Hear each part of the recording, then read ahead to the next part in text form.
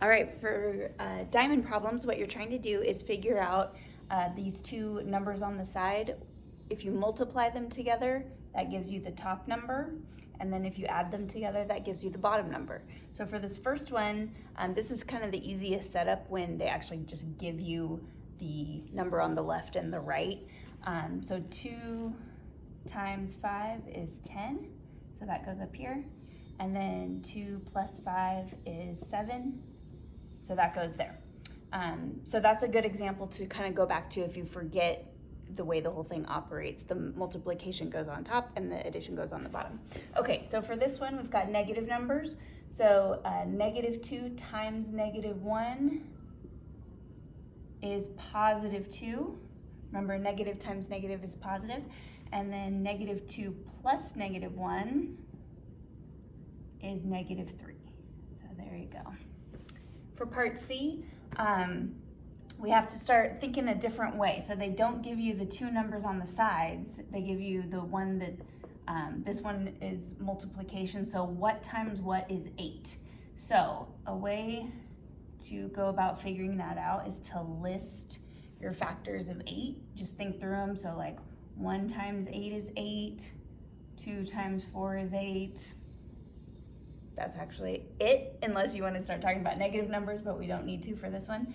So it looks like if I'm looking for the two numbers to add together to make 6, my 2 and 4 are going to be the ones for that. And it doesn't matter if you put the 2 on the left or the 4 on the left, as long as they're both on the side. So then I'm going to just show my work so that I can see why I got those answers. So 2 times 4 is 8, and then 2 plus 4 is 6. All right, for this one, a little trickier because we've got a fraction and we have to think in a different way here. So we're thinking, what times 1/2 gives you 4? So it's like, what times 1/2 is 4? If you were to think of that algebraically, it's like 1/2 x equals 4. You could set it up like that, and then you would divide both sides by 1/2. And x equals 8. So that's one way to do it using actual algebra. Another way to think of it is just 1/2 of what is 4. So you might just kind of come up with the number 8 by thinking of it that way. Okay, so now we just have to add them. So 8 plus 1/2 is just 8.5. So there's your answer for the bottom.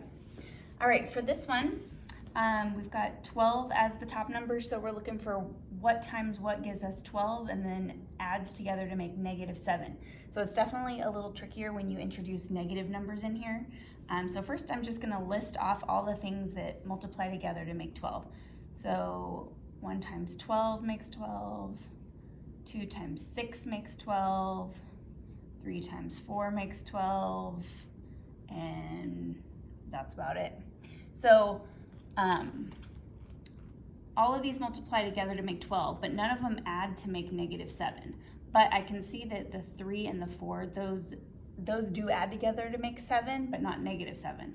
But if you remember that a negative times a negative is a positive, it's true that -1 times -12 is 12, -2 times -6 is 12, also -3 times -4 is 12, and that works for what I'm looking for. So -3 times -4 is 12, and -3 plus -4 is -7.